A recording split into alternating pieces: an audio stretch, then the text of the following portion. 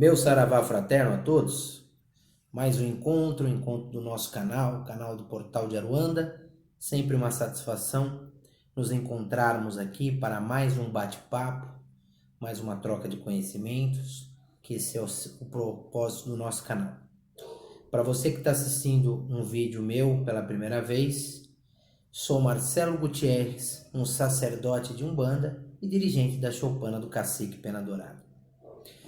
Vamos falar hoje sobre mais um dos assuntos que me perguntaram nas redes sociais, nas questões de evolução das entidades, né? Por exemplo, um Exu, ele pode se tornar um caboclo? Para muita gente, é um assunto controverso, que gera polêmica, para muita gente que tem a sua doutrina e a sua formação. Eu vou responder pela minha doutrina, pelo meu entendimento e pelas pesquisas e pela própria trajetória junto às entidades que me acompanham. Eu, dentro da minha trajetória, eu diria, por exemplo, o Exu da Meia-Noite, que é a entidade da esquerda que se manifestou pela primeira vez dentro da minha mediunidade,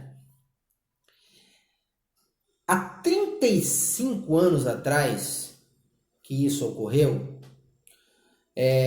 a forma que essa manifestação tinha era uma forma completamente diferente do que nós percebemos hoje. O que acontecia naqueles tempos?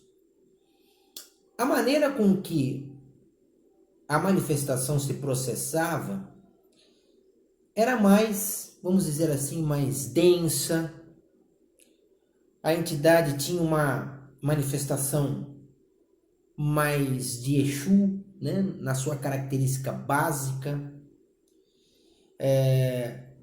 As falas, o vocabulário era diferente. Aí você pode me perguntar, mas espera aí, como? A entidade mudou? As entidades, elas mudam sim. Mudam porque durante a sua trajetória mediúnica existe a própria evolução do médium. E, consequentemente, esse médium adquirindo maiores esclarecimentos, maiores conhecimentos, né, perante ao seu mediunato, haverá também uma modificação da forma com que a entidade que o assiste se manifestará. Eu já vi muitos depoimentos de pessoas que começaram a sua vida espiritual incorporando uma entidade, por exemplo, um Exu, que durante o tempo esse Exu modificou. Eu já vi vários relatos de pessoas dizer que o Exu se manifestava rastejando no chão e com um palavreado grosseiro. E com o tempo essa entidade ficou ereta, trouxe maiores entendimentos e maiores procedimentos, aliás, e melhores procedimentos de conduta, né? Vamos dizer assim. Aí você também pode me perguntar, pô, mas Marcelo, você quer dizer que as entidades, então, elas podem não ser esclarecidas num determinado momento? Podem evoluir, podem modificar sim as suas manifestações e se tornar mais equilibradas e, consequentemente, ajudar esse médium. Por isso que o estudo e o aprimoramento mediúnico ele é constante. Então, se nós formos falar pela construção das 7 linhas da Umbanda, nós vamos ter a tríade sagrada, né? Que ela é composta por criança, caboclo e preto velho. E na sequência nós teremos as chamadas linhas auxiliares, que são baianos, boiadeiros, marinheiros e baianos e ciganos, né? São 4. Então nós vamos ter 4 auxiliares e o triângulo magno que representa a tríade sagrada, compondo o quê? 7 linhas e formando a base hierárquica das linhas da Umbanda. E teremos a força protetora dos guardiões, que são os Exus. Todo o processo ele está em constante evolução. Inclusive os caboclos, inclusive os pretos velhos, as crianças, no seu alto patamar da hierarquia da Umbanda, eles também estão em evolução. Eles vão crescendo, eles vão evoluindo, e a luz, que é o grande prisma que envolve a evolução espiritual, vai aumentando. E, consequentemente, dentro dessa evolução, essas forças e essas entidades, elas vão adquirindo patamares maiores de entendimento e até o ponto de não nem necessitar mais incorporar, como muitos têm essa função no processo evolutivo. Então, um Exu trabalhando, ele vai adquirindo maiores conceitos, maiores esclarecimentos, mais luz e, consequentemente, ele poderá galgar uma posição maior, se assim ele desejar. Porém, nós sabemos que existem muitos Exus que já têm um patamar de evolução altamente evoluído, né? Na questão da luz que ele adquiriu, e que ele poderia, inclusive, galgar uma posição maior dentro da religião, da religião não, dentro da hierarquia espiritual, e ele, pelo livre-arbítrio, ele continua, ele permanece, porque ele se sente bem na posição de guardião, na posição de Exu, nas falanges de Exu. O que eu estou explicando aqui não tem nada a ver com Exu Orixá, assim como nós não temos a mesma posição do caboclo, entidade, com um Orixá Oxóssi. Uma coisa, outra coisa, outra coisa. O trono, a posição de Orixá, ela é uma das irradiações da criação, para a Umbanda, é uma das irradiações de Deus, de Olorum e de Olodumare.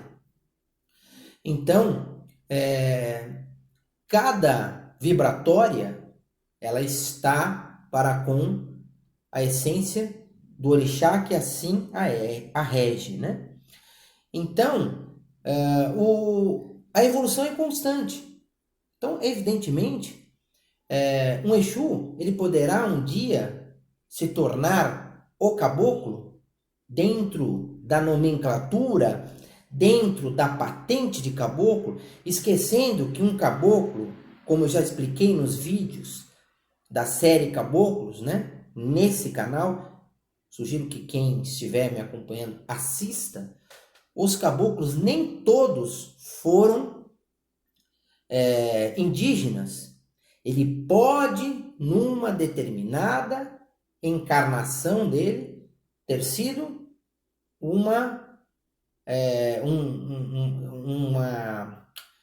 participado, né, pertencido a uma aldeia, e ele pode utilizar-se daquela encarnação e se apresentar como um indígena.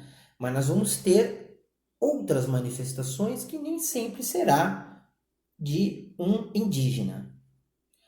Na verdade, é a patente caboclo. E assim como as falanges, assim como nós temos falanges dos trancas-ruas, falanges dos 7 encruzilhadas, falanges dos meia-noites, falanges dos 7 covas.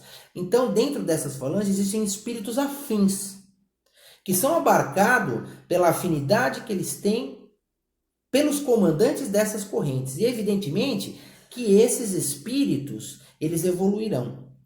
E é aqueles que estão iniciando, que geralmente são atraídos pela força de Exu, principalmente, para essas falanges, eles vão chegar, muitas vezes, mais grosseiros, mais densos, com manifestações mais pesadas.